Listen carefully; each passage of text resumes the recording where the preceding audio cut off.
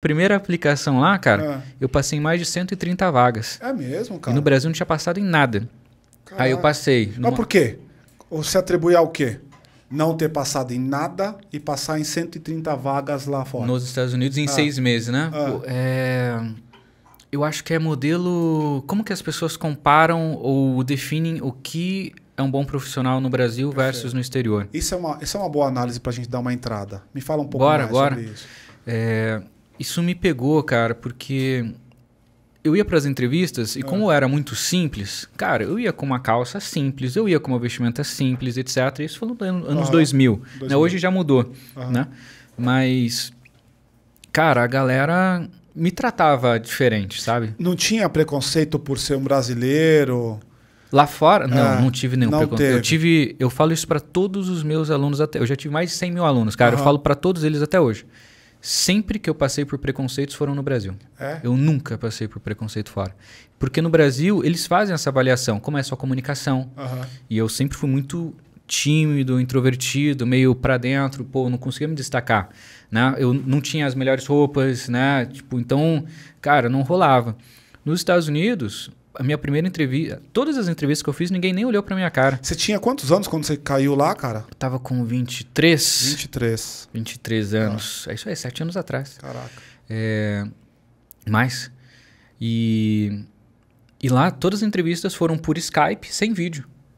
Então a galera, primeiro que mesmo? eles não estão nem aí pra se você é alto, baixo, magro, gordo, cor, dane-se, entendeu? Nessa época você já estava desenrolando o inglês bem, já estava mandando bala. Tava ok, tava conseguindo, não tava 100%, mas dava pra desenrolar. Então, eu acho que a primeira coisa foi que eles não olharam pra mim, carcaça, olharam pra mim o que eu poderia somar dentro de um laboratório, ou dentro de algum estágio, dentro de alguma empresa.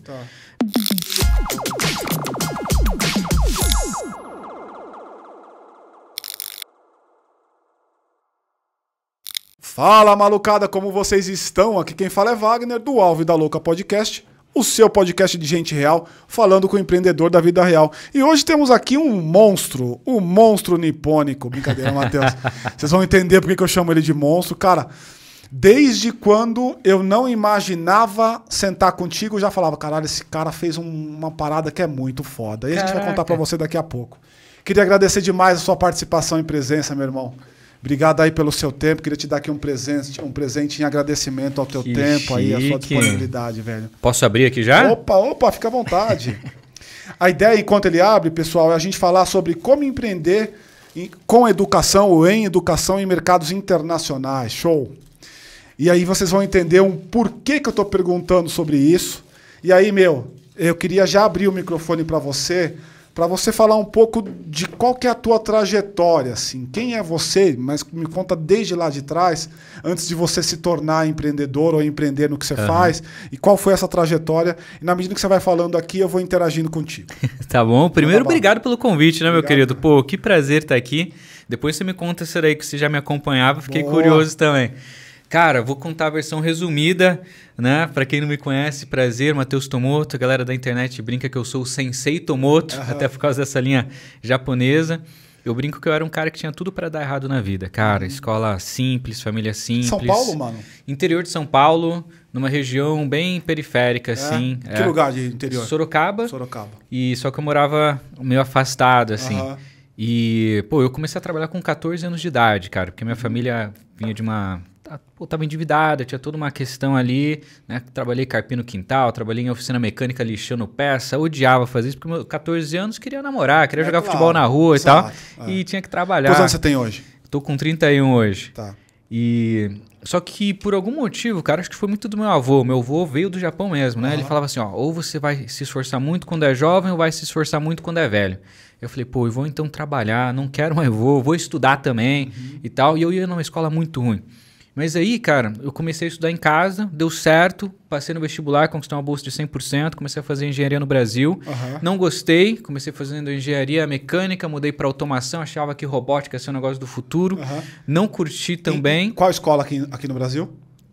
Na faculdade que eu não quero citar o nome. Tá bom. Mas particular? Foi uma particular, entrei tá. com bolsa do ProUni. Tá bom.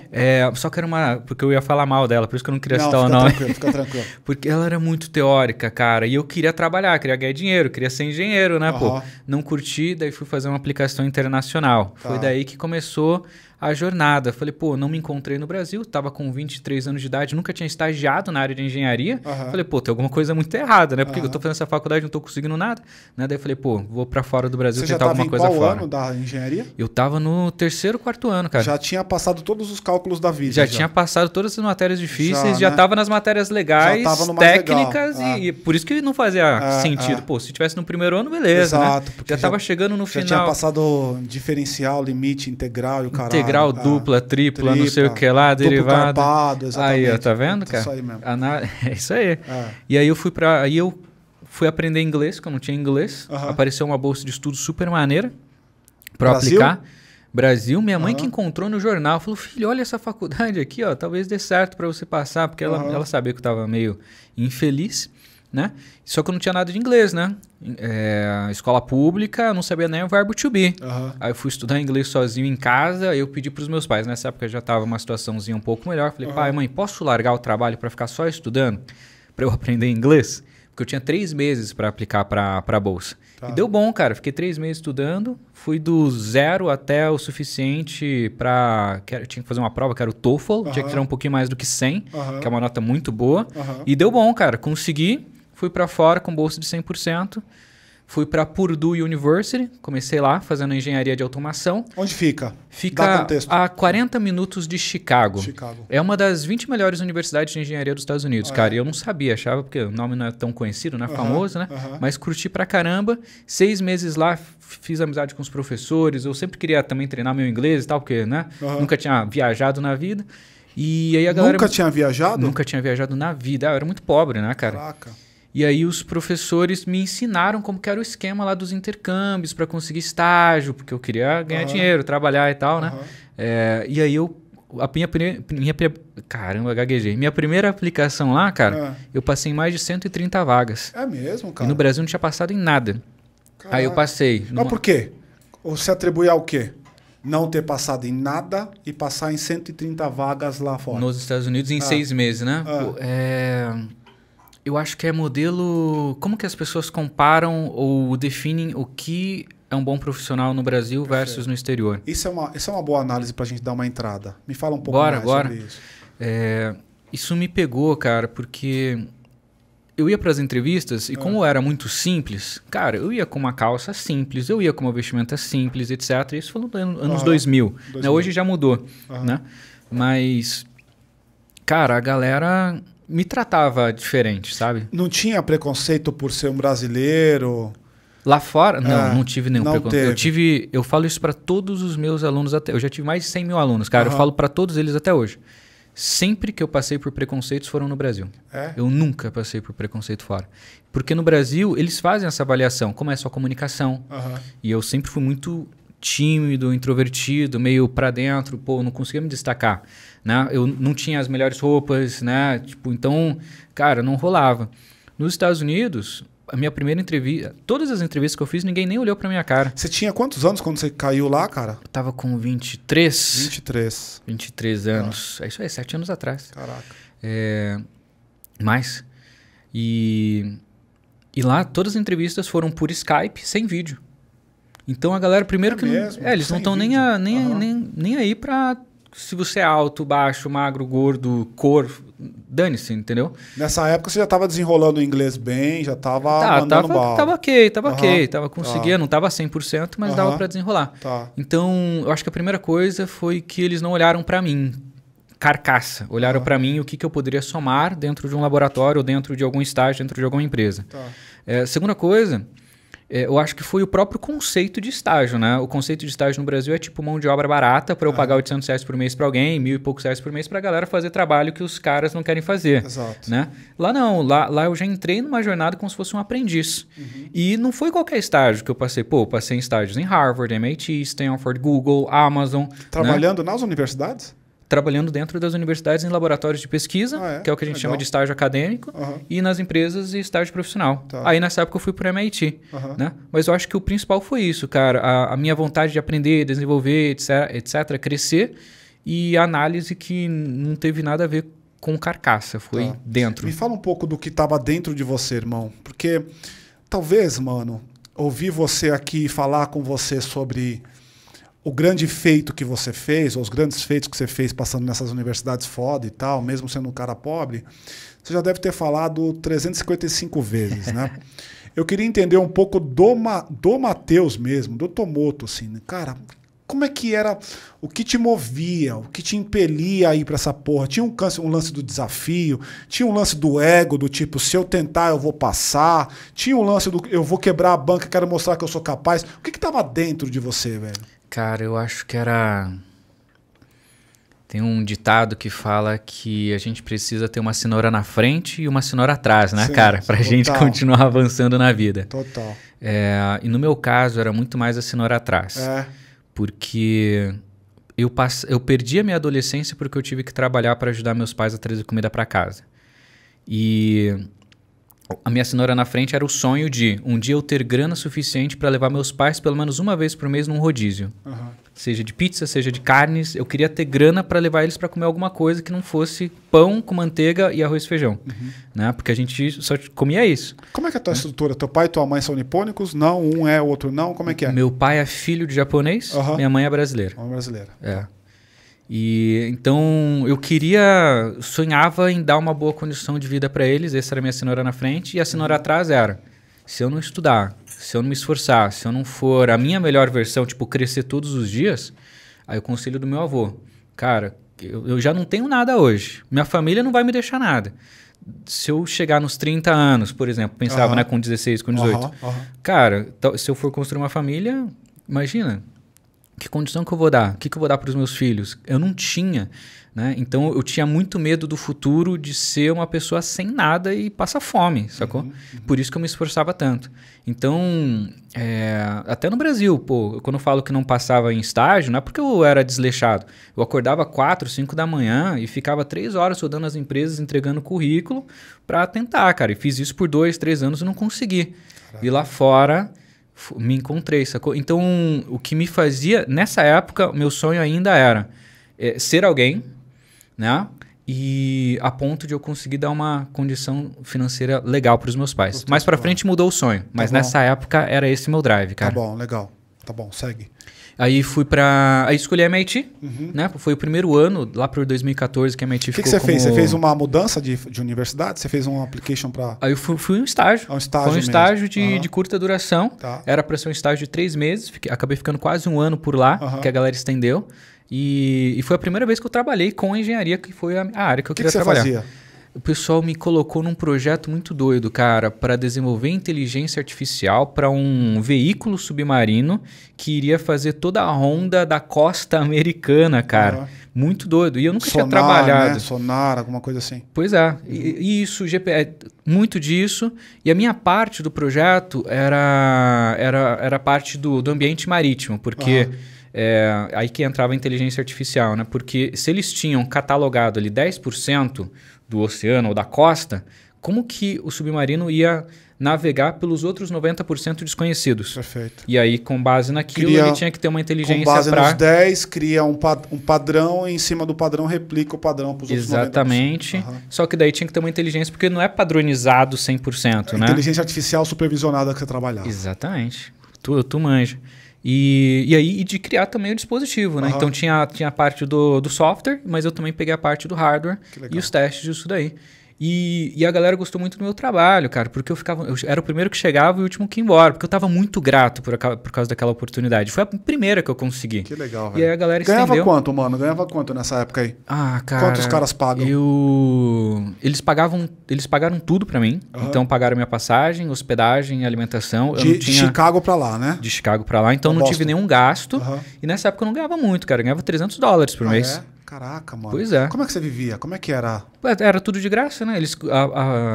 O programa pagou tudo pra mim. Então os $300 era só pra eu gastar. E eu tava feliz pra caramba, Nessa cara. época você já pensava em ir pra internet, falar pras pessoas, ensinar as pessoas como conseguir o que você tava conseguindo, não? Foi aí que veio, cara.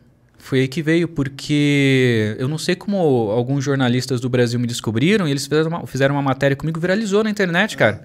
Não é brasileiro, passa não sei o que lá e tal.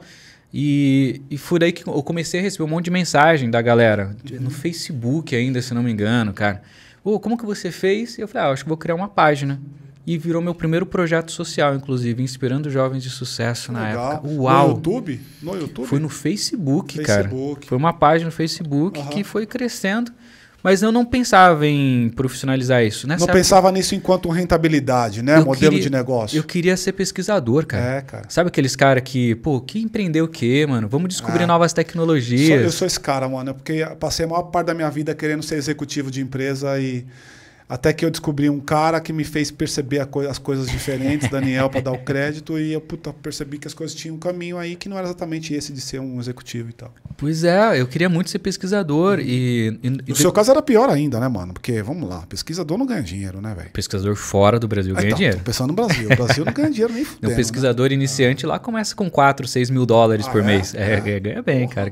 E mais pra frente de carreira ganha 15, 20, 30 mil dólares. É tecnologia a sério, né, mano? Não é por isso que tá na ponta, é um outro mercado, né, cara? É um outro modelo e aí eu fiquei um ano lá e a galera me ofereceu uma bolsa de mestrado.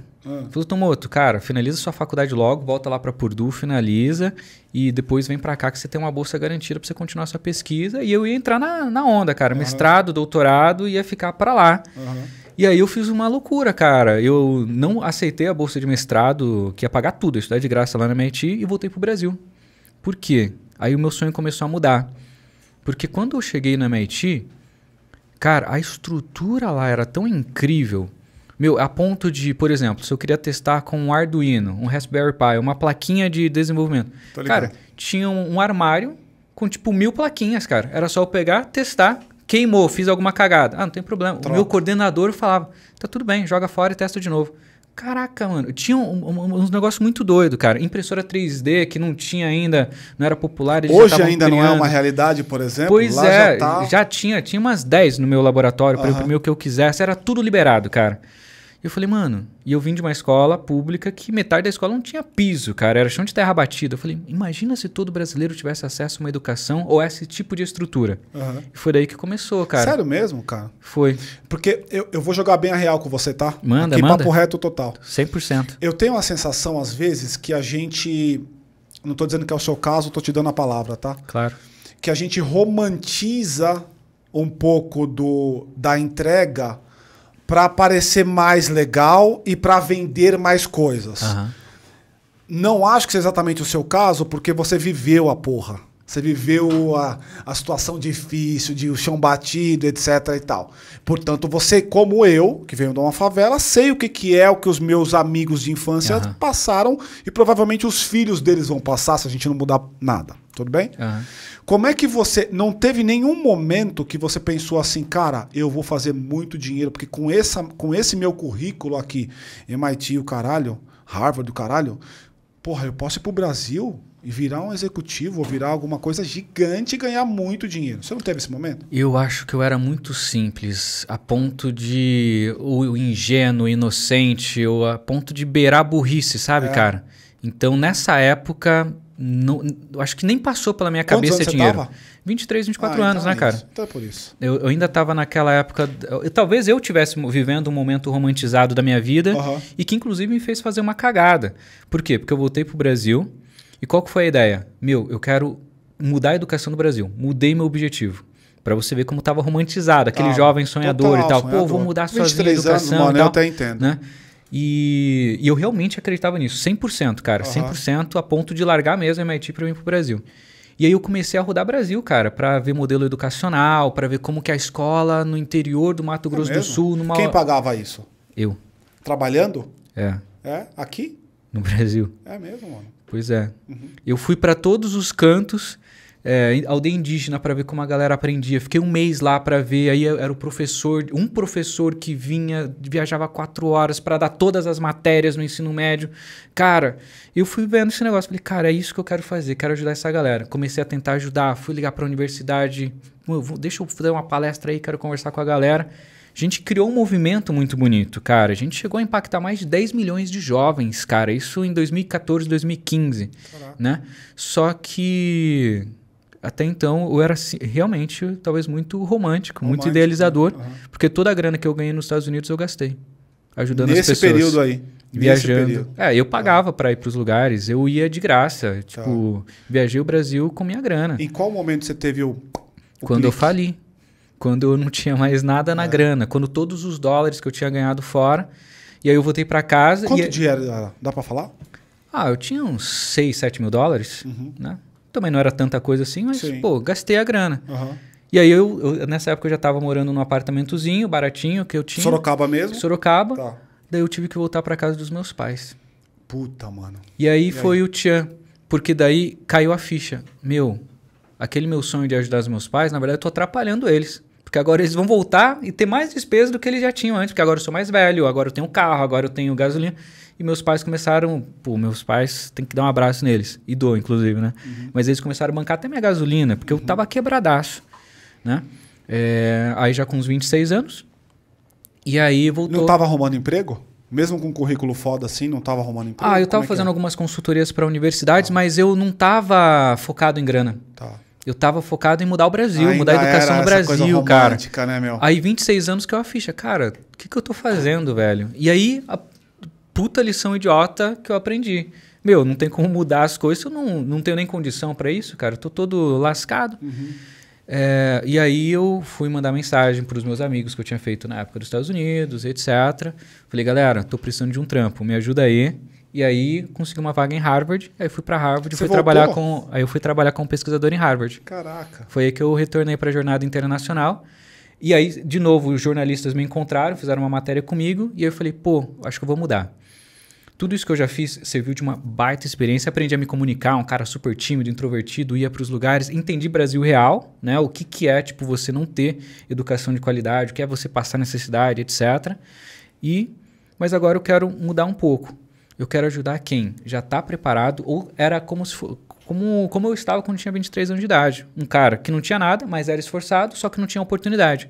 Vamos ajudar essa galera a conquistar a oportunidade. Se não tem no Brasil, vamos ajudar a conquistar fora. Foi daí que surgiu a Universidade de Intercâmbio. Olha só. Nessa época. Então, nesse momento, o seu primeiro modelo de negócio, você ajudava, ensinava ou cortava caminho para as pessoas a fazerem a aplicação? Era uma mentoria. Mentoria mesmo. Hoje mentoria é mais popular, né? Mas lá por 2015, 2016 não se falava nesse termo, se falava. Tava começando a bombar curso online, né, cara? E eu não queria fazer curso. Até hoje não tenho curso. Queria fazer mentoria. Eu gosto de falar com as pessoas, sabe, cara? É verdade, cara. Você me fez pensar uma coisa aqui agora. Você ganharia uma puta grana com curso, cara. Nunca quis? Nunca quis fazer curso. Mas a gente se deu muito bem também com mentorias, né, cara? Né? A gente criou um modelo que, inclusive, hoje os grandes players do mercado copiaram exatamente o nosso modelo lá de 2016. Copiaram entre aspas, né? São amigos, a gente acabou dividindo a estratégia. Você consegue falar o quanto de assertividade tinha no método? Por exemplo, a cada 100 pessoas que aplicavam? No começo a gente pegou muito forte estágio fora, que foi esse primeiro estágio que eu conquistei no MIT. Uns 70% conseguia. Tudo isso, que é coisa pra um caramba, cara. Caralho, velho, é muita coisa. Só que eu sou viciado em dados e processos, né? Engenheiro. E daí a gente foi melhorando o processo. Então, enquanto eu estava em Harvard, eu já tinha empresa no Brasil. Aí eu estava preocupado, começando a me preocupar com grana. Com grana. Né? Ganhava super bem em Harvard, mas continuava tocando aqui. E aí eu comecei a construir uma equipe e a gente começou a mapear. Por que a galera não passa? Não tem inglês. Legal, então a gente vai criar agora um braço só para desenvolver o inglês dessa galera no Brasil. A gente criou uma mini escola de inglês.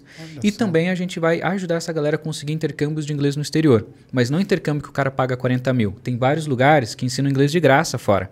Vamos ajudar essa galera a conquistar. Alguns países, inclusive, né? Alguns países são mais abertos. São mais de 70 países que têm cursos de inglês gratuito. Né? E aí a gente começou a pegar todas as dores da galera. O cara ele não quer passar numa faculdade, ele só quer uma realocação profissional. Então vamos ajudar ele a conseguir um curso. Né? E aí a gente criou 60 caminhos. Até virou o nome do programa, M60. M60 é isso? E aí, com isso, cara, hoje a gente tem 99% de taxa de aprovação, cara. Irmão, quando você fala agente, o que significa isso? Aqui não é mérito meu, né, meu? Eu não conseguiria fazer tudo isso sozinho. Ainda mais nesse começo. Eu era um jovem super ingênuo. Mas tinha sócio ou era funcionário? A gente trouxe um sócio, o Diego. Mas já tinha uma equipe que estava começando. Aí, Diego? Tá com a gente até hoje. Tá com a gente até hoje. E a gente começou a ter um time mesmo que fazia. Até porque eu estava trabalhando em Harvard e era uma loucura lá, cara. A galera pensa, tipo, trabalho já pensa em trabalho normal. Não, cara, eu cheguei a ficar 36 horas dentro do laboratório sem sair. Só, tipo, trabalhando sem dormir. Caraca. É esse nível, entendeu? E é o que se espera. Com engenharia mesmo. Com engenharia. A gente estava num projeto de drones para análises climáticas na estratosfera. Caraca. A gente, inclusive, criou alguns dos primeiros drones do mundo, cara, antes de DJI e tal. Antes de DJI. Pois é, cara. Caralho, sou apaixonado pela DJI. Eu tive, sei lá, das versões todas, eu tive pelo menos uns 4. Que massa, cara. Puta, eu tenho a porra toda do DJI.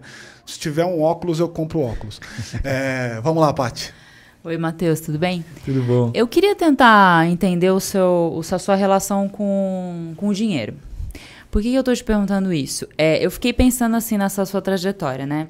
Então, pais, enfim, endividado, aí tem aquela coisa, né? Dinheiro, dívida, perrengue, pobreza e tal.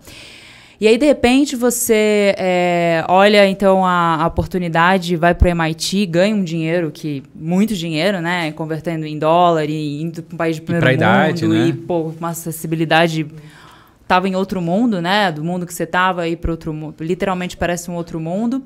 E aí você volta e gasta todo o seu dinheiro. Quer dizer, eu queria entender assim, nesse momento da sua vida, qual era a sua relação com o dinheiro? Era uma coisa, embora você tenha muita escassez ali, né? Muita falta, quando você tem, você focado na sua paixão ali, que foi o seu propósito naquele momento, você falou, pô, vou mudar o mundo, você desapegou do dinheiro, falou, tá, eu já fui pobre, agora eu tô com dinheiro, eu vou gastar tudo porque a minha paixão é maior, ponto 1. E hoje, como que é a sua relação com o dinheiro? O que você não faria de novo nessa relação que me parece que foi uma... Né, a paixão quase te matou ali no sentido de vida mesmo, de, putz, podia ter feito de outra forma, talvez. O que você aprendeu dessa relação com o dinheiro? Eu acho que quando eu voltei para o Brasil e queria mudar a educação, eu achava que empreender era isso. Que era ajudar as pessoas, tipo, puramente, ingenuamente, sem cobrar nada. Você já usava o termo? O quê? De empreendedorismo? Eu achava que era. Eu achava que isso era empreender. Então, na verdade, eu acho que eu fui um péssimo gestor e um péssimo empresário. Essa é a verdade. E hoje eu defino como projeto social porque nunca deu dinheiro e nunca nem foi o objetivo dar dinheiro porque eu nem sabia não sabia como fazer. Fui descobrir mais tarde. Mas mesmo assim, aquela grana que eu conquistei lá fora, eu fiz durar 2 anos, né? Então, eu sempre fui muito... reservado, nunca fui de gastar, né? Sempre, só que só saía, não entrava, então em algum momento iria acabar. Então acho que eu fui um péssimo empresário que não pensava em resultado ou não colocava como resultado empresarial, né, a questão financeira, só as pessoas transformadas. É que você não era empresário, né, velho? Exato. Você não era empresário. Eu era um jovem sonhador que achava que ia mudar o mundo. Você era romântico demais, né? Então a lição que eu tiro é essa, se você vai ser empreendedor, acho que esse é o ponto, né? Não seja só um empreendedor, seja um empresário. Eu acho que tem aqui uma coisa pra gente pensar enquanto papo, né? Se você está no espectro do empreendedorismo, que é o espectro social, e aí eu costumo dizer o seguinte, todo empreendimento tem cunho social. Tanto é que você cria uma razão social da tua empresa. Ou seja, tem impacto social de alguma maneira. Claro que alguns... genuinamente, outros estão para fuder a coisa toda, e esse é o papo mesmo. Agora, existe sempre um aspecto social do negócio. O problema é que a gente, às vezes, se apaixona demais pelo nosso projeto. E ao se apaixonar demais pelo nosso projeto, a gente esquece de olhar algumas variáveis que são importantes, porque elas nos projetam no tempo.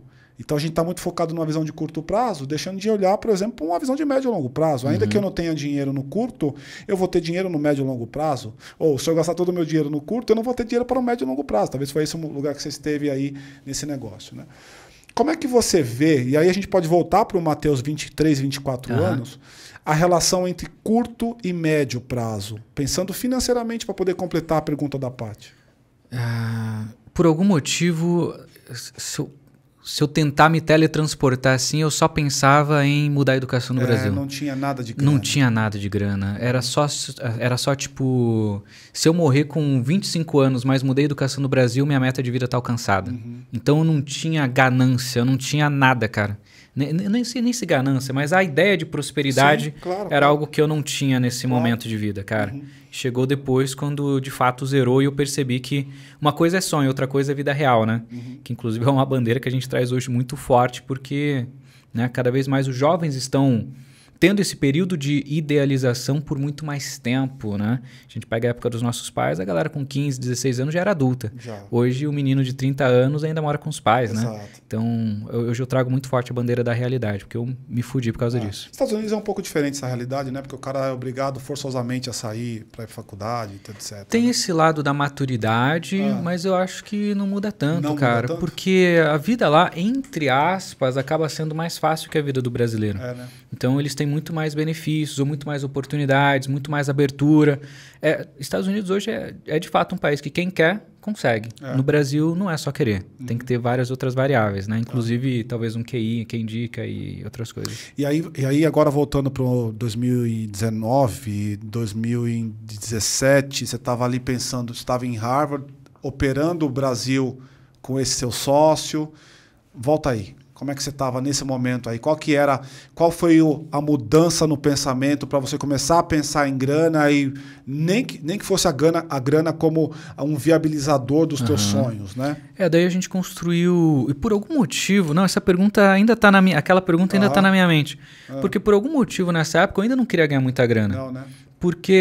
Mas eu ainda estou tentando entender por quê. Talvez a gente ache a resposta até o final aqui, juntos.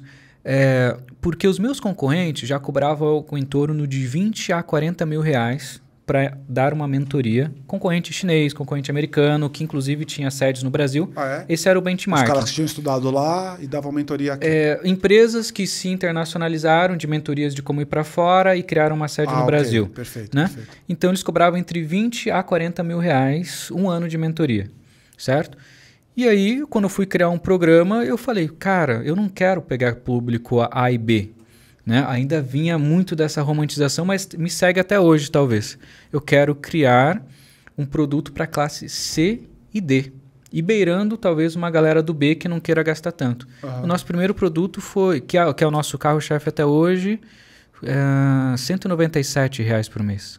Comparado com o mercado que cobra 20 mil. Que não é um curso. Que não é um curso. Hoje virou meio que um híbrido, né? Metade mentoria, metade aulas gravadas. Os caras estão com você nesse papo? Eles estão ao vivo com você? Esses seus alunos, esses seus mentorados? Sim, ao vivo. Eu gosto muito do contato ao vivo. Hoje, inclusive, tem uma aula com eles. E aí, toda semana, a gente também faz questão de trazer um convidado internacional, um ex-aluno de Harvard, de MIT, dessas top faculdades, ex-engenheiro da Disney e tal, para conversar também.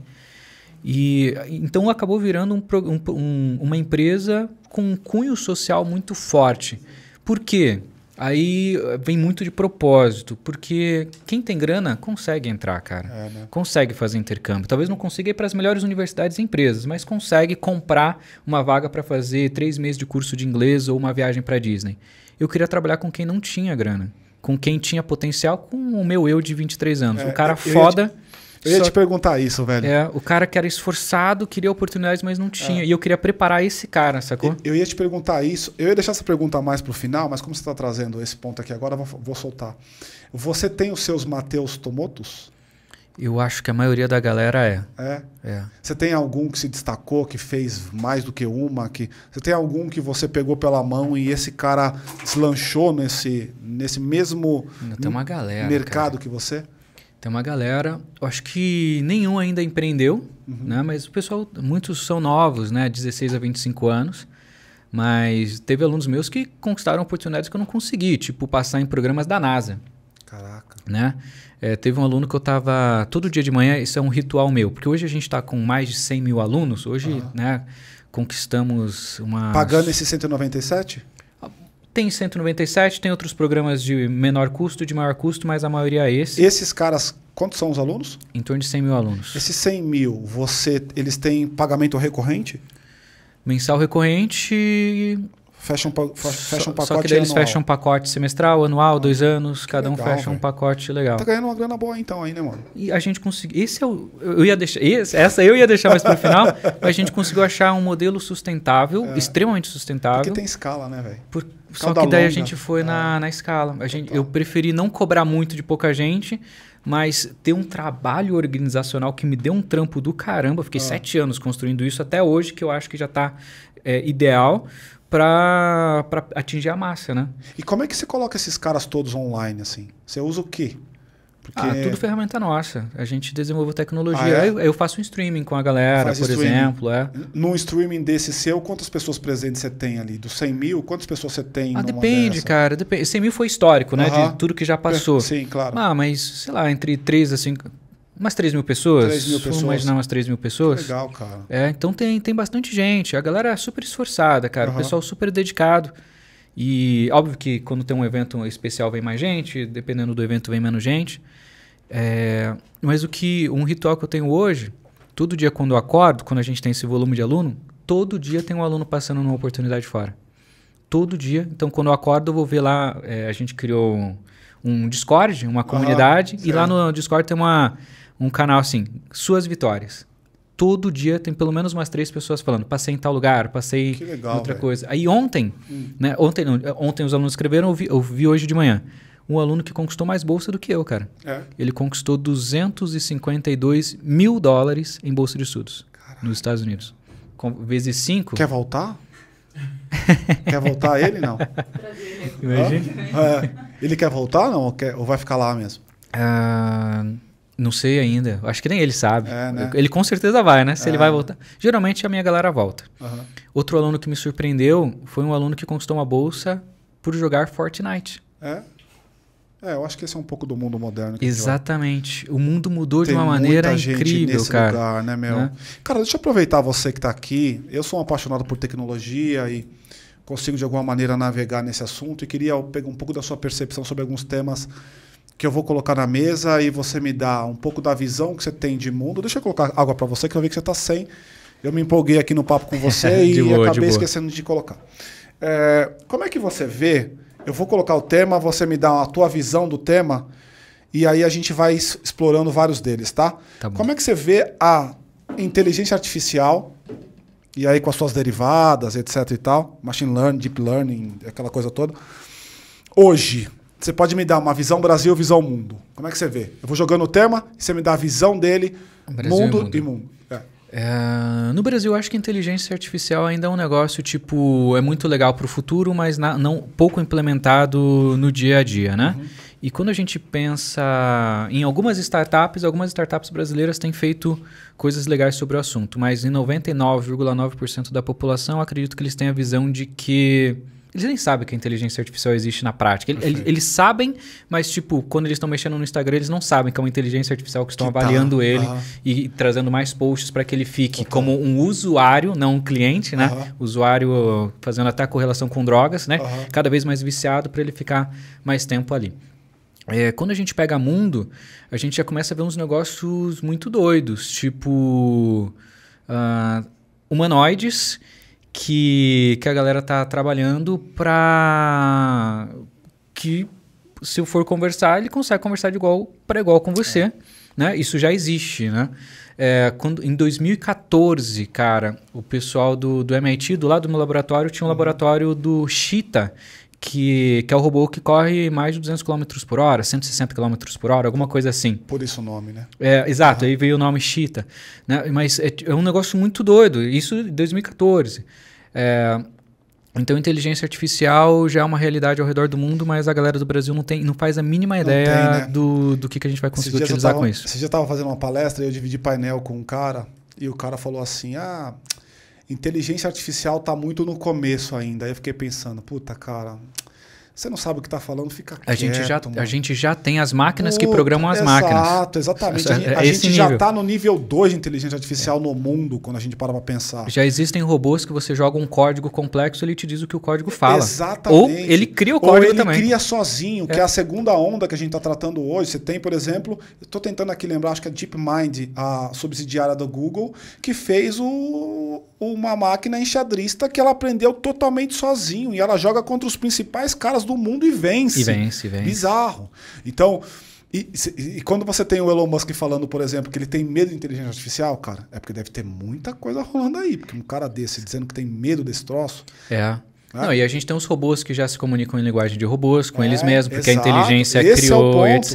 Né? Esse é o ponto. A gente já tem o projeto, inclusive, do Elon Musk de internet para o mundo inteiro, daí acabou. Se tem internet, a gente liga todos os dados do mundo. Aí acabou, cara. Aí é a dominação das máquinas. Eu fiquei pirado esses dias. Mas eu acho isso super positivo. Também, tem gente que tem medo e tem gente que acha ruim. Eu acho da hora, eu quero ver isso daí e quero participar. É claro, você também está nesse espectro, mas todo movimento que ele é muito disruptivo, ele gera um certo desconforto inicialmente, né, velho? É tipo a Revolução Industrial, né, cara? Vamos para uma coisa muito mais próxima. Vamos pensar no Uber há 5 anos atrás. Taxista com taco de beisebol no Rio de Janeiro, dando pancada e matando o motorista de Uber. O próprio iPhone, mídias sociais, né? Exato. Então, naturalmente, gera esse certo desconforto. Mas sabe o que eu acho mais legal falando de futuro? Aí não entra tanto em inteligência artificial, mas correlaciona com o futuro. Cada vez mais o Zuckerberg, ele falou sobre isso recentemente, foi nesse ano. Ele tem criado iniciativas para que as pessoas fiquem mais online. Isso já existe, se a gente for conversar com os nossos avós, eles ficam putos. As pessoas não conversam mais, é só mensagem. É verdade. E foi um negócio que ninguém percebeu. Total. Foi um negócio que foi acontecendo. Quando a gente já viu, a gente tá ali, cara, 4, 5 horas do nosso tá dia. Perdido, a gente não vive mais a vida real, a gente já vive uma vida virtual. Daqui a alguns anos chega os oculão, né, cara? Que é o tema que eu queria trazer para você agora. Vamos falar de metaverso. Como é que você vê esse tema? Hoje o metaverso, acho que é muito bullshitagem, né, cara? Hoje, o que existe de metaverso, inclusive eu tenho alguns investimentos em metaverso, cara, é muito The Sims. É uma especulação de futuro. Mas o futuro de metaverso eu acho legal. O metaverso veio muito até e ficou forte por causa do Zuckerberg, cara. Que ele mudou o nome de Facebook para Meta. E aí ele criou todo um branding mundial para virar sexo. Mas algo que já existe, essa realidade, imersão, etc.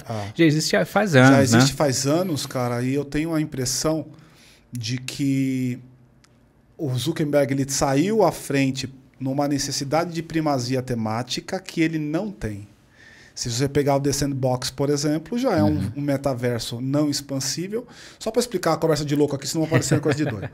Quando você pensa em metaverso, você tem dois... O que é o metaverso? Então, o metaverso é um ambiente onde você tem um mix de realidades acontecendo. Você tem as realidades virtuais com um pouco de realidade física acontecendo ao mesmo tempo. E para isso, hoje ainda, você precisa usar óculos, que são os wearables, para você poder brincar disso. Então, você tem 2 controles na mão e um óculos que você não vê nada fora, mas você vê toda a situação que está acontecendo naquele ambiente virtual. Para onde o mercado está indo e o que é possível fazer com isso hoje? Você tem a possibilidade, por exemplo, de fazer uma reunião. Eu já fiz reunião em metaverso. O cara estava em Goiânia e eu estava em São Paulo, e ele escrevendo a lousa e a gente vendo o mesmo PPT dentro do metaverso. Isso é uma coisa que é possível. Onde eu acho que o metaverso vai ser um caminho que é um caminho assim inexorável, vai acontecer e tem acontecido. Eu estava no evento agora em Austin, um mês atrás. Legal. E rolou lá um negócio que era os caras falando do uso do metaverso para estudo de arqueologia. Animal, eu achei, cara, porque quem vai ver fóssil arqueológico, aqueles estudos arqueológicos todos, são aquelas pessoas que estão naquele ambiente. Quem não está? E quem não está vendo aquilo? Quem está distante daquilo? E a possibilidade de você pegar... Vou usar um termo errado aqui, tá? Mapear aquilo e colocar dentro de metaverso para que pessoas que estão estudando daqui a 2 meses, 1 ano, 2 anos entenderem é sensacional. Então, para o ensino, eu acho que vai ser do caralho o metaverso. Eu acho que eu concordo, eu acho que essa é a visão que a galera tinha em relação à internet também, né? Imagina ter um Google, né? Nem era Google antes, né? Em que a galera, um buscador em que a galera vai achar todas as informações. Só que eu acho que 90% das pessoas não vai estar aí para isso daí não, cara.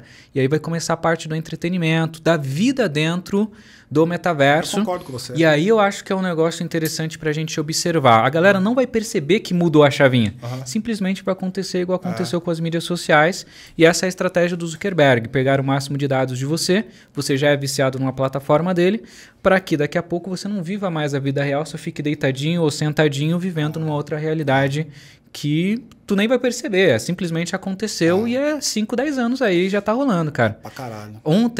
Semana passada eu tava com um dos diretores da Riot, Riot Games e tal, League of Legends e tal, e ele tá com um óculos lá que é o mais topzera hoje do mercado.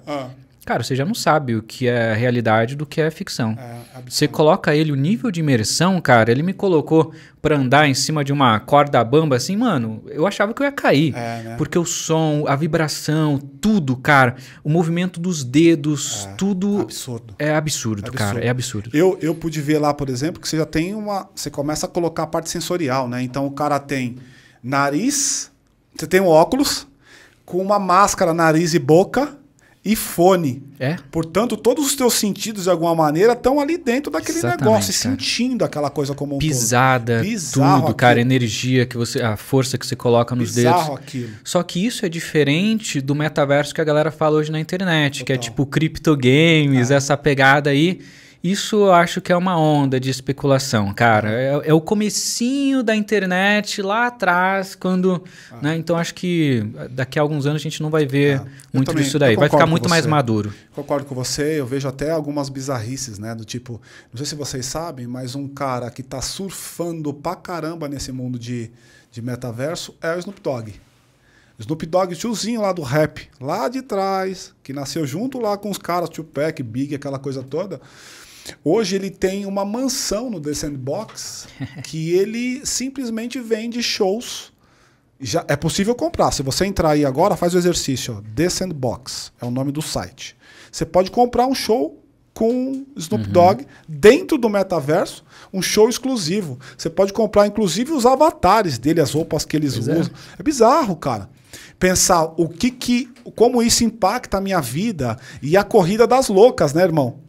Porque é assim que tá hoje o mercado, né? Assim que tá. E se a gente for comparar mais ainda, quanto vale um quadro do Picasso, né, cara? Estampado não, né? Colocado ali. Hoje a gente tem uns macaquinhos lá, cara, que é a mesma coisa, só que dentro de um Monkeys, né? Isso.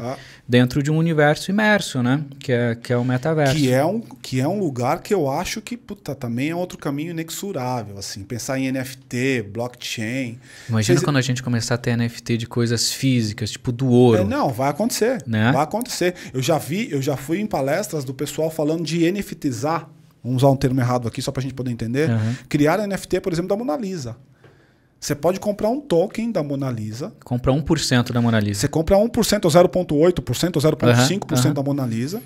Aí tem um negócio no mundo de NFT chamado Provenance, que é o registro de posse. Então todo mundo que tiver no Provenance daquele negócio, eles nunca vão sair. Essa grande sacada do blockchain que é do caralho. Você não precisa de cartório, cara. Você não vai precisar de cartório. Hoje, como é que a gente faz? Muita coisa no mundo já não precisa de cartório, né? O Brasil é que meio ultrapassado. Mas ainda usa, porque tem ainda as dinastias. Irmão, a gente poderia ficar até amanhã trocando essa ideia aí. Então, você não vai precisar de cartório como a gente tem hoje. Você vai lá, vou fazer uma escritura de um apartamento. Demora num tempão, uma burocracia danada. Você fica com uma puta preguiça. Você paga, depois de 30 dias você vai buscar. Pode ter saído ou pode não ter saído. Com blockchain, essa parada toda mudou. E eu sou igual a você, cara. Eu sou partidário de tomara que aconteça e que eu participe. Paty. Bom, né? Muitas coisas aí, pra mim é... Ou seja, ela tá dizendo que eu viajei na conversa. Muitas coisas eu peguei também. Assim, porque pra mim ainda eu não tenho profundidade nesses assuntos também de forma superficial e eu não sei aqui a equipe também, mas é sempre cada coisinha que falam sobre esse universo da tecnologia de uma forma geral tem sempre algo novo, então é realmente um negócio bem imersivo. Mas eu queria entender um pouco dessa sua experiência com as universidades de fora, essas grandes universidades, né, esse ambiente tão para frente, né, se a gente comparar no aspecto aqui da educação no Brasil, para onde que o mundo está indo no sentido do que estão buscando das pessoas? O que essas universidades estão buscando desses alunos? Quais são, da época que você entrou na MIT hoje, o que mudou? O que estão interessados, né? Eu estou fazendo essa pergunta tanto pelo âmbito profissional quanto pelo âmbito como empreendedor, né? Pessoa, Quais né? skills que cada vez mais eles estão buscando nas pessoas que estão interessadas em adquirir conhecimento, educação? O legal é que tudo que rola lá fora passa 5, 10, 20 anos, vem para cá, né? Chega um pouquinho atrasado, mas é legal para ver tendência. 2013, já tinha a tendência de analisar pessoas pelo resultado que ela pode trazer e pelo que ela pode agregar na empresa, principalmente do ponto de vista de personalidade, soft skills, etc. Hoje é um assunto que está sendo discutido no Brasil e que em 2013 não era, porque 2013 era só meu maior defeito é ser perfeccionista, né? Era tipo muito assim. Qual é o seu maior defeito, né? Na entrevista. Hoje a pegada está muito em autodidatismo, a pessoa que aprende sozinha, tanto que a gente pega as melhores empresas do mundo hoje, elas nem pedem mais currículo para muitas vagas, não pede diploma, não pede cursos, etc., contanto que você mostre que você pode fazer, né? Protagonismo, eu acho que a gente está vivendo num momento de pessoas que, como vivem muito numa realidade que parece ser perfeita, que é a internet, a galera se desgrudou da realidade. E aí elas têm dificuldade até mesmo de se esforçar, porque é tudo tão fácil, cara. Eu não preciso cozinhar, eu peço no aplicativo. Não preciso dirigir, eu peço o aplicativo. Não preciso ler, eu pergunto que o Google me responde em menos de 1 segundo, de uma maneira superficial e genérica, uma resposta. As pessoas não sabem mais fazer as coisas. Compra-se resumo de livros, né, Matheus? Tudo, cara, tudo você tem na mão hoje na internet. Então, quem ainda sabe ser protagonista, pegar uma treta e resolver ir pra frente, ser hustler, eu acho que é uma pessoa que acaba se destacando também. Com a internet, e ainda mais vindo de 2 anos aí de pandemia, soft skills e principalmente saúde mental da galera tá muito fodida. Então, quem conseguiu se manter, seja sozinho por inteligência emocional mesmo, né, de conseguir se desenvolvendo nisso, seja com a ajuda de um terapeuta, um psicólogo, etc., e tem uma saúde mental em dia, pô, isso também é um puta valor hoje em dia, né? Parece bobeira, mas quantos jovens, que é principalmente o meu público, a galera não tá com ansiedade, depressão, com um monte de síndrome, um monte de coisa, né? E aí a gente começa a ver um desligamento de hard skills, que é algo que na época dos nossos pais era super valorizado. O cara que sabia mexer em tal máquina, o cara que sabia tal habilidade, o cara que sabia fazer planilha no Excel, curso de digitação, era um hard skill, né? Hoje é muito mais sobre comportamento. Por quê? Porque qualquer hard skill hoje a gente consegue ensinar qualquer pessoa. Só precisa ter o drive certo. E o robô um dia vai fazer a hard skill, talvez. O robô talvez já esteja fazendo e daqui a pouco então chega no Brasil. Isso porque a gente não falou aqui de biologia sintética. Se entrar num conceito de Draper, por exemplo, que é uma tecnologia que você pega uma cadeia de DNA, corta um pedaço e muda. Não sei se vocês sabem, mas hoje já tem na China cientistas sendo procurados pelo governo porque o fulano já fez bebê geneticamente alterado pelo DNA. Tem uma amiga minha que faz pesquisa nessa área. Ela não pode trabalhar na área, mas ela faz pesquisa nisso daí. Você muda a cor do olho, a cor da pele, você escolhe tudo. Se é cabelo liso, se é cabelo... Para vocês terem noção, é uma tecnologia que nasceu em 2014, em Harvard, inclusive, mesmo. E em 2020, as pesquisadoras que estavam por trás da tecnologia ganhou o prêmio Nobel. Assim, um negócio absurdo e é muito maluco. Hoje é super antiético, mas eu imagino que no futuro vai ser algo próximo, principalmente para doenças. Imagina, você tem um feto ali que está com algum tipo de doença. Isso é uma coisa bacana que você fala, mano, porque eu não acho que as barreiras hoje, pessoal, tá dentro do campo tecnológico. A gente já venceu o campo tecnológico ou tem vencido o campo tecnológico. A barreira hoje é uma barreira de ética. Devo ou não fazer?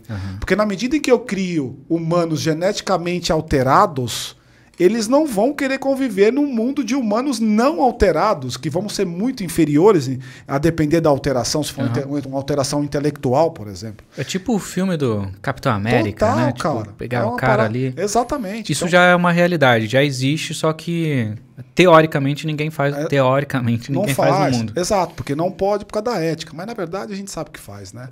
O mundo é mundo, né? Você deve saber mais que eu. Não conheço de alguém que faça, só para eu me resguardar aqui, mas teoricamente, se a gente pegar a probabilidade, né? Com certeza alguém está fazendo. Irmão, deixa eu te perguntar uma coisa que eu acho que vai contra toda a tua trajetória e eu queria pegar um pouco da tua percepção. Eu entendi que educação mudou tua vida, foi o que mudou minha vida também, tá? Em algum momento, eu acredito que a educação era o grande diferencial que diferenciava, por exemplo, o Wagner e o Matheus numa vaga de emprego. O Matheus tem Harvard, o Wagner tem Uni XPTO, o Wagner tá fudido, não vai, o Matheus vai.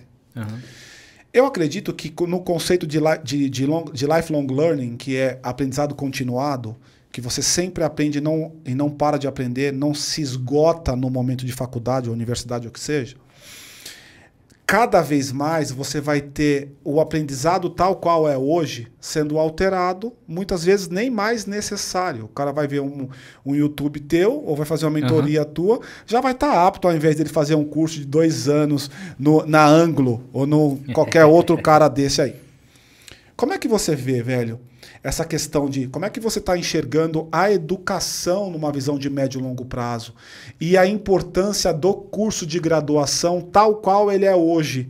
O cara, um moleque de 20 anos, escolhe que ele vai fazer engenharia sem saber que tem 350 itens na ementa que ele nunca vai usar. Como é que você vê? Para mim, todo jovem hoje tem que fazer faculdade, ponto. O que pega aqui não é qualquer faculdade. 99,2% das instituições de ensino superior hoje não ensinam o jovem para o mercado de trabalho, não ensinam o jovem para a vida e, portanto, eu não vou falar que é inútil, mas beira a inutilidade ou o desperdício exagerado de tempo, porque a minoria das coisas você vai utilizar. Portanto, eu acho que a gente tem que voltar um pouquinho no tempo e lembrar como começaram as universidades no Brasil. Tinham poucas universidades, todas eram boas, ponto. Começou-se a vir muita, o que a gente brinca que é as unesquinas, né? Em que você não aprende de verdade, você meio que compra um diploma. E isso, hoje, eu acredito que não tem valor, né? Para você, na tua vida, etc. Tem o valor do diploma, que ainda, infelizmente, no Brasil é algo que tem o seu valor, não é tanto quanto há um tempo atrás, mas até daqui a alguns 5, 10 anos não vai ter mais, né? Então, fazer uma universidade como Harvard, não tem como a gente dizer que é desprezível, cara. Tem que fazer, cara. Vai mudar a tua vida. Nem que você fique 2 anos e abandone, igual muita gente fez, dropout e hoje é bilionário, né? Mas tem que fazer, né? Só que não é qualquer faculdade. Isso que eu vejo. Sobre futuro, eu acredito que cada vez mais a gente vai ter a descentralização do ensino. E isso eu acho magnífico.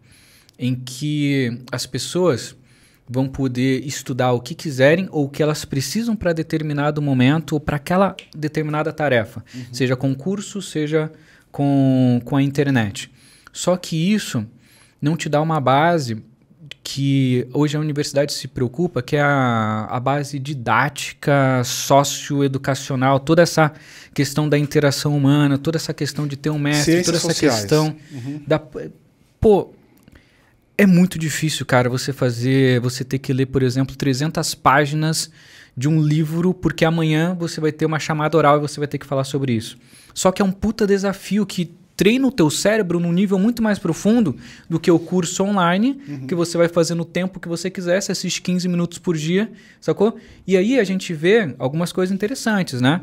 Recentemente foi publicada uma pesquisa dizendo que essa nova geração, né, quem tem entre 15 a 25 anos, é a geração que tem a maior propensão a ser mais pobre, menos inteligente e também com menor qualidade de saúde. E para mim começa a fazer todo sentido. Eu já vejo isso hoje, irmão. E isso é nítido, né? A gente tá tomando chá de burrice todo dia, cara. Exatamente. Esses dias eu postei uma coisa na internet que foi legal, gerou um puta bafafá lá. E olha que eu tenho uma merrequinha de seguidor, hein?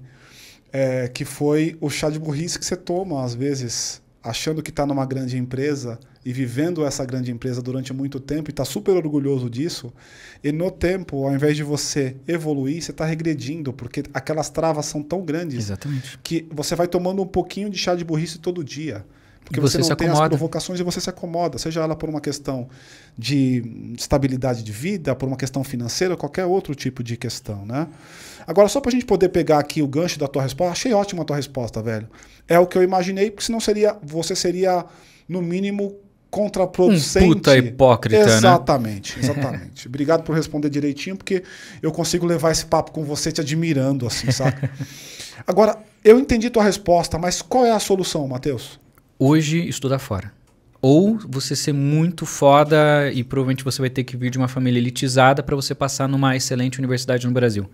A gente pega a USP, que é muito criticada, e eu, inclusive, critico muitas das ações da diretoria da USP. Mas também tem ações excelentes, cara. Uma das primeiras aceleradoras do Brasil foi da USP. A gente não pode tirar esse mérito, né? Que é uma tendência tecnológica, etc. Faz todo sentido. Então, eles têm algumas iniciativas muito atuais e é por isso que eles estão ali no top 300 de universidades do mundo, cara. Né? Só que quantos alunos brasileiros vão para a USP? Esse é o tio do negócio.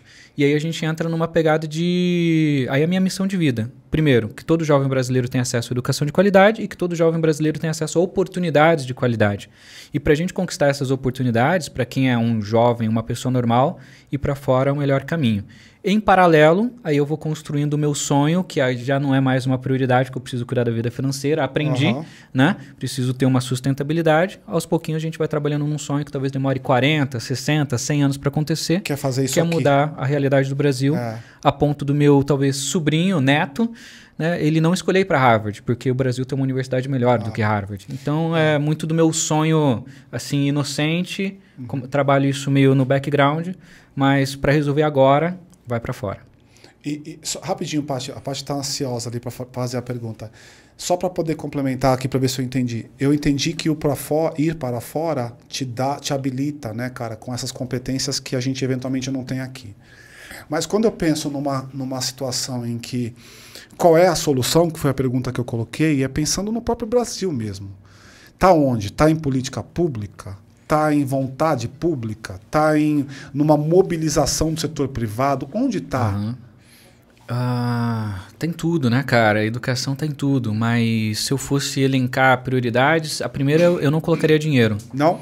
Não, porque dinheiro é a resposta fácil. Geralmente a resposta fácil é a resposta burra. Aquela coisa superficial, genérica que vem na nossa mente, sabe?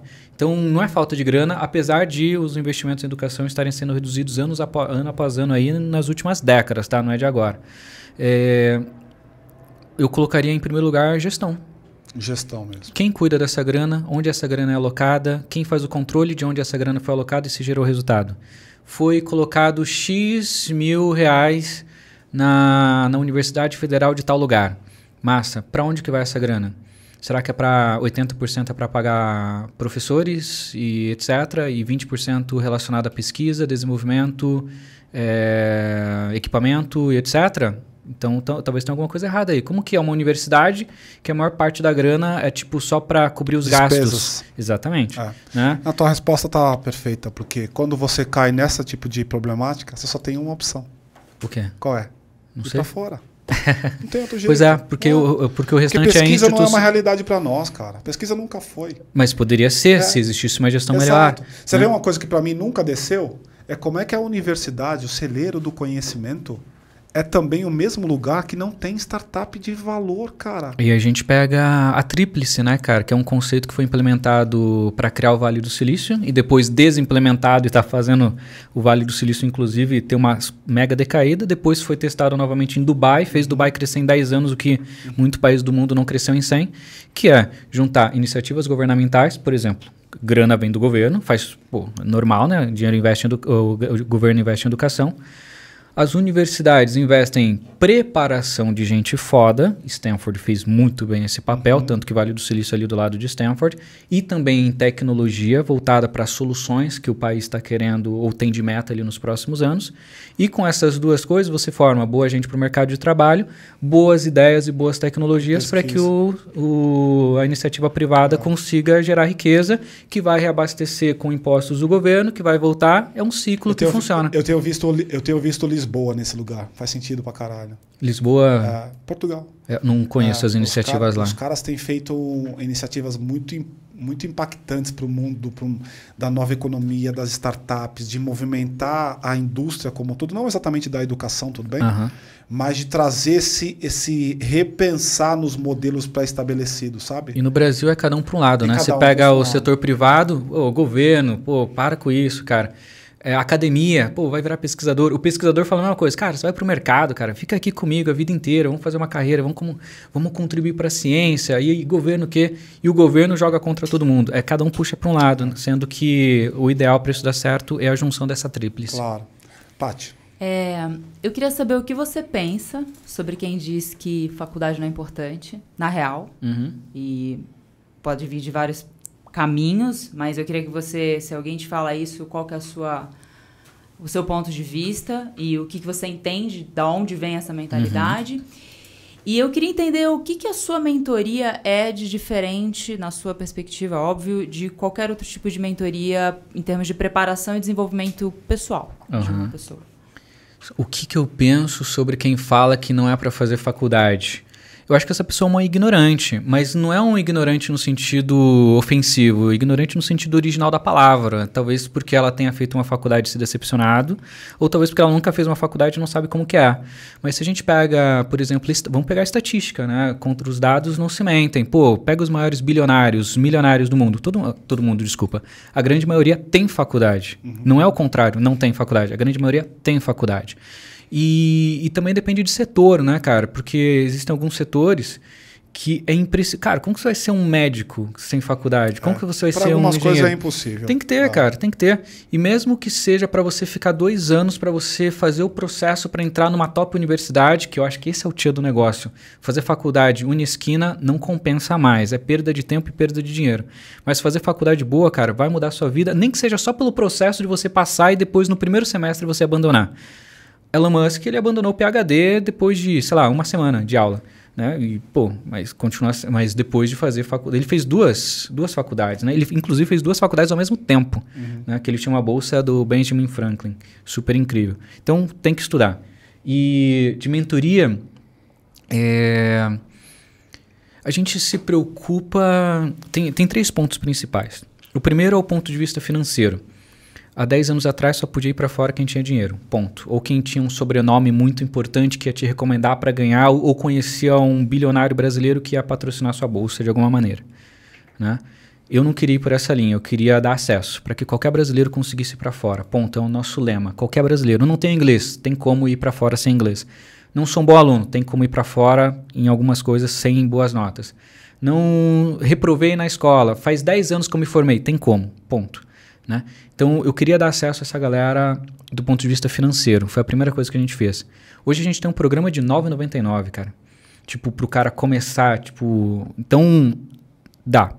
Né? Eu só não faço de graça porque eu acho que de graça as pessoas não valorizam, não respeitam, etc. Contigo. Então, mesmo que seja R$ 9,99, eu prefiro cobrar pra galera ter aquele sentimento de, mano, vou estudar.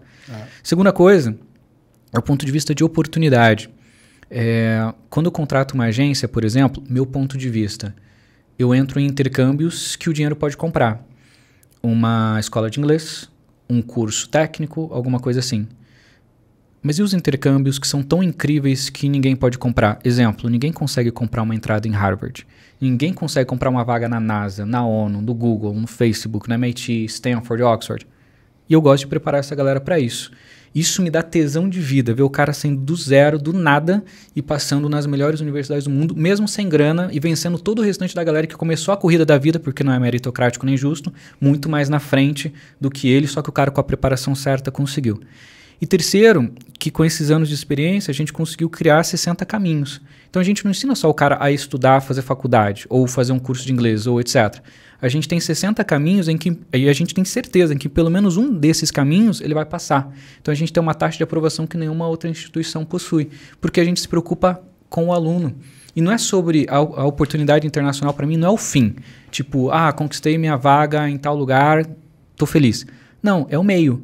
Então, estudar fora é um meio de você corrigir a falta de educação que não existe no seu país e, portanto, você vai se educar em algum lugar de qualidade e depois retornar para o seu país para fazer o que você quiser. Porque se você tem um diploma de uma universidade dessa, cara, você consegue um salário de 10, 15, 30, 50, 100, 200 mil reais por mês de boa, cara, né? Seja no privado, seja você empreendendo.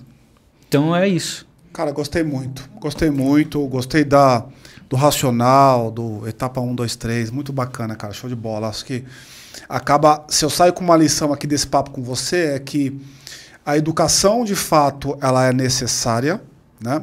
Para algumas coisas ela é absolutamente necessária, né? Porque você não vai fazer um médico no conceito de lifelong learning pura sem fazer uma graduação. Então, você precisa sim ter algum diploma numa faculdade.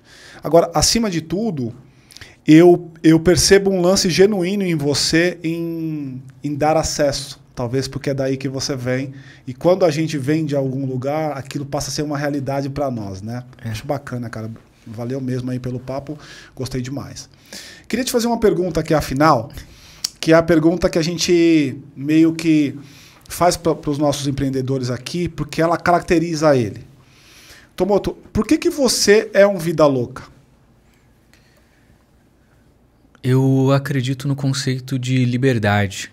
E que a gente tem o poder de fazer o que a gente quiser, realizar o que a gente quiser, tipo, ir para onde a gente quiser, mesmo que todo mundo te diga que isso não faz sentido, né? E a minha vida, ela não faz sentido. Um cara que veio de baixo passar em tanta coisa, e depois voltar para o Brasil, mesmo com tanta oportunidade fora para empreender ou para ajudar as pessoas, etc. E acredito que quando a gente sai desse padrão, a galera nos chama de loucos. E talvez seja isso que a gente precise ser para a sociedade que está acostumado com o caminho da manada. E que a gente já sabe, caminho da manada, que é o caminho das pessoas não loucas, das normais, que seguem o senso comum ou o politicamente correto, a gente sabe que esse é o caminho do abatedouro. Não existe outro caminho para a manada. A gente tem que pensar por conta própria, a gente tem que criar o nosso próprio destino, a gente tem que estudar o que a gente quer estudar. Cada um de nós tem um tipo de personalidade, tem uma afinidade com uma coisa. A gente tem que investir nos nossos pontos fortes, não no ponto forte que a média coloca que a gente tem que ter, ou no padrão social que é estipulado. E quanto mais a gente incentiva e fortalece a nossa individualidade, mais eu acredito que a gente vai ser chamados de loucos simplesmente por estarmos vivendo a vida que a gente quer viver e não a que os outros ou o sistema quer implantar pra gente. Do caralho, cara. Obrigado aí pelo teu tempo, pela tua disponibilidade. E eu já queria te dizer o seguinte, não vou te pedir uma bolsa de estudos, né, em Harvard nem MIT, mas vou te pedir para fazer uma coisa simples. Curta, compartilhe, se inscreva no canal. O contato do cara está aqui embaixo na descrição. Então, quer seguir o cara? Gostou da forma com que ele pensa? Quer fazer os cursos dele lá? Não é curso, mentoria dele. Que ele te ajuda a fazer uma application para esse tipo de coisa que a gente falou aqui hoje. Dá uma olhada aqui embaixo. Acho, só para poder complementar o que eu comecei falando. Eu já conhecia você há algum tempo. Porque em algum momento você estava falando de alguma coisa que eu dei um Google e apareceu você. Que legal. Não necessariamente foi uma aplicação, porque eu nunca apliquei para nada assim lá fora, mas em algum momento, por algum motivo, eu não sei qual, me lembro de ter visto um vídeo teu e falar, caralho, esse cara é bom mesmo, né? Japonês foda esse aí, mano. Passou na porra toda. E é legal, assim, foi bacana esse papo contigo, porque agora te conheço e entendo que aquilo que eu vi no vídeo lá é verdade, tá, cara? Muito obrigado aí pelo seu tempo de verdade. Obrigado eu, e talvez esse seja um dos elogios mais incríveis que eu tenha recebido, né, cara? Que é o de continuar fazendo aquilo que eu falo, não diferente, né? Ações diferentes de palavras. Tamo junto, contem comigo. Quem quiser ir para fora, quem quiser melhorar um pouquinho na carreira, só me dá um alô. Matheus Tomoto em todas as mídias sociais. Obrigado, meu querido. Irmão, valeu. Obrigado. Tchau, gente. Até a próxima. Tchau, tchau. Boa. Cara, gostei, cara. Foi bom. E agora? E aí, e qual que é o teu próximo passo? Para onde você tá indo? Internacionalizar. Internacionalizar. E aí falei, todas as empresas cobram a galera cara. E aí você vai começar por onde? Que é uma puta grana, né, mano? Sério? Tem algum país já para isso?